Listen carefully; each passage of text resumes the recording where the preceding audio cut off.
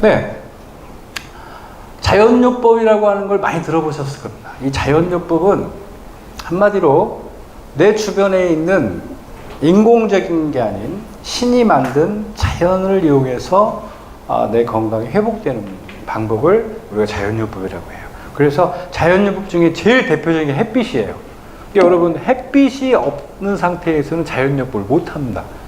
여러분, 햇빛을 그래서 하루에 꼭 20-30분씩, 최소한 20-30분씩 햇볕을 우리가 쬐야 된다.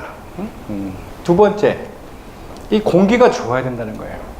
그래서 이 공기가 좋아야 되는 이유는 뭐 산소도 중요하지만 이 공기 안에 미세먼지가 많다든지 또는 이제 나쁜 매연들이 많게 되면은 자연치유가 일어나지 않는다. 그 다음에 우리가 먹는 물, 이 물은 살아있는 물을 먹어야 되는데 여러분들이 마시는 수돗물은 다 죽은 물이에요.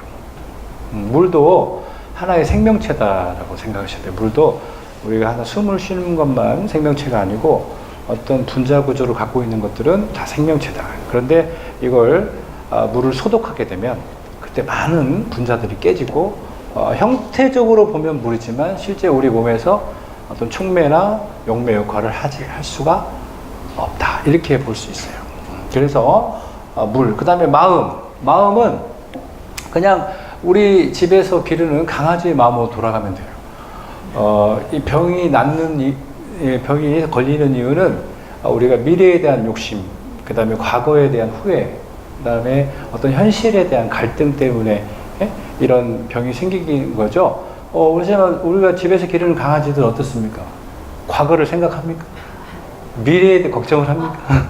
오로지 먹을 것만 있고 주인만 옆에 있으면 항상 좋잖아요. 이렇게 아까도 말씀드린 낙천적이고 우리가 긍정적인 태도가 되게 중요하다.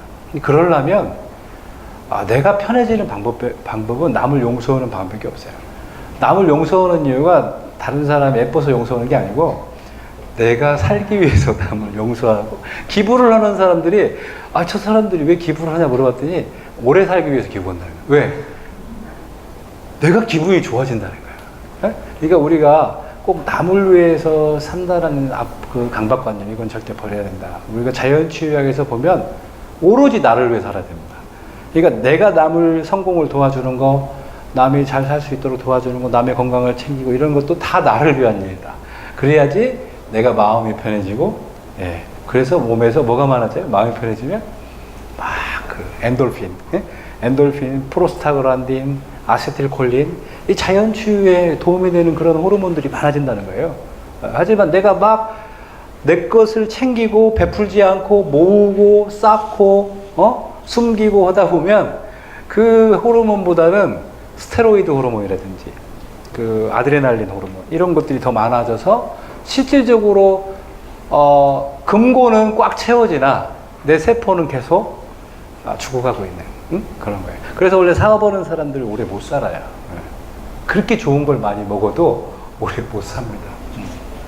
그래서 이 자연요법은 이렇다. 그 다음에 운동은 어느 정도로만 해주면 되냐면 사실은 이제 숨쉬기 운동과 근육을 좀 이렇게 혈액이 좀 제대로 돌아갈 수 있게 요것만 하면 되지, 아주 강도 높은 웨이트를 한다든지 유산소 운동을 하게 되면 굉장히 몸에 스트레스를 많이 주고 수명이 짧아질 수 있다는 거죠. 그 다음에 파이토케미칼, 요건 이제 식물 영양소예요. 식물 영양소라는 것은 여러분들이 뭘 먹고 산에 올라가서 나왔더라. 뭘 먹고 나. 뭐 보면은 개똥쑥을 먹고 나왔더라. 민들레를 먹고 나왔더라. 이런 분들 있죠. 이런 분들이 다 이게 파이토케미칼이에요. 파이토케미칼이라고 하는 것은 우리 몸에 아주 좋은 에너지를 제공함으로써 질병의 원인이 되는 유해산소라든지 또는 이런 백혈구들을 활성화시켜서 이렇게 유해산소는 제거하고 활성화시켜서 질병의 치료에 도움을 해주는 거예요. 그래서 사실은 동양의 자연요법은 한의원에 가보면 뭐 줍니까? 한의원에 가보면 한약 주죠. 이 한약이 뭐예요? 바로 파이토케미칼이에요.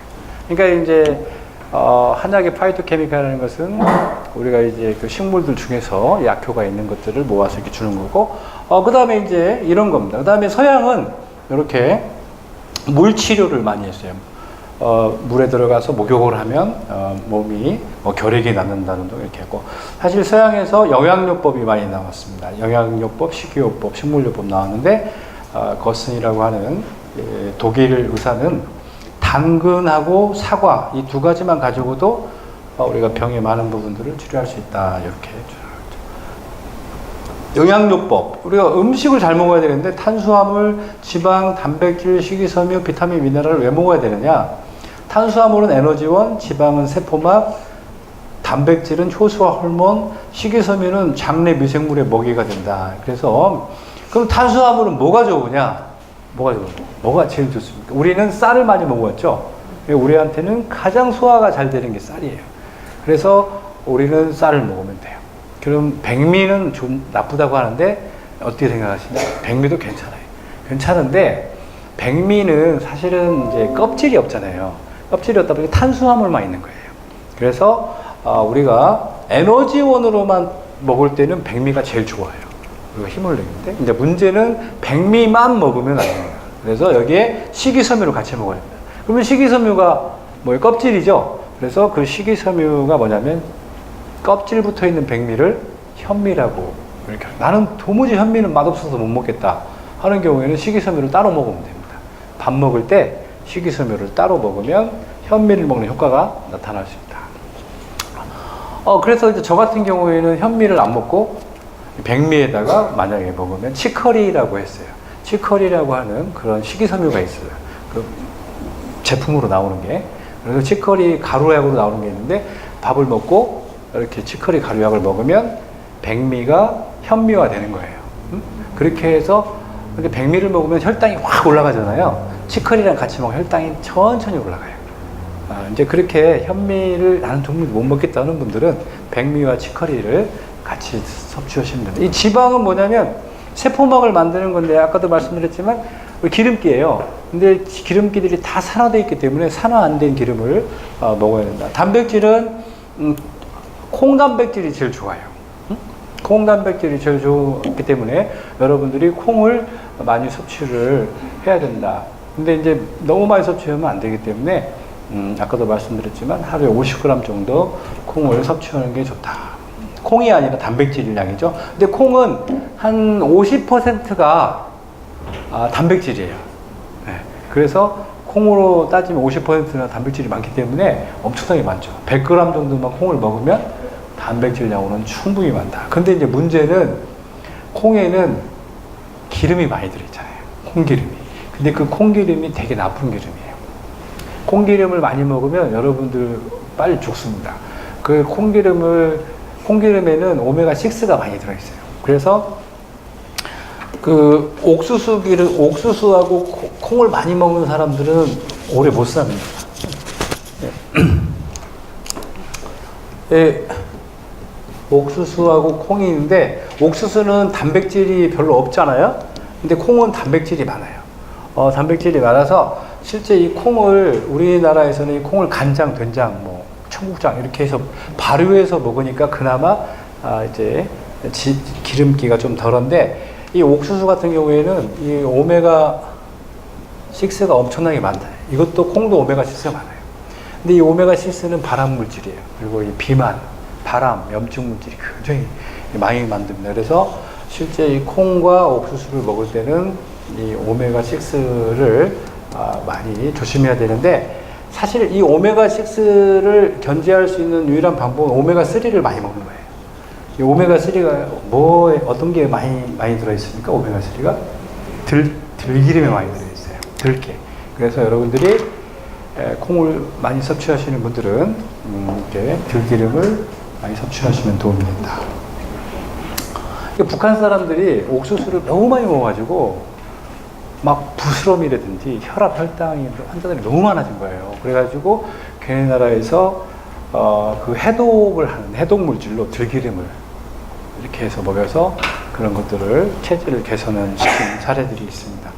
비타민, 미네랄을 왜 먹느냐? 비타민, 미네랄을 못 먹으면 여러분들 효소가 전혀 반응을 못 합니다. 그래서 효소가 우리 몸에서 한 300가지 효소가 계속 반응하고 있는데 그 효소가 움직이게 하려면 여러분 비타민 미네랄을 먹어야 된다. 이 비타민 미네랄은 영양제가 아니에요. 응? 이건 영양제가 아니라 꼭 먹어야 돼요. 비타민 미네랄을 안 먹으면 여러분들 숨도 못 쉽니다. 숨도 못 쉬고 걷지도 못해요. 그래서 비타민 미네랄은 어찌 보면은 이제 우리 음식에 들어있긴 하지만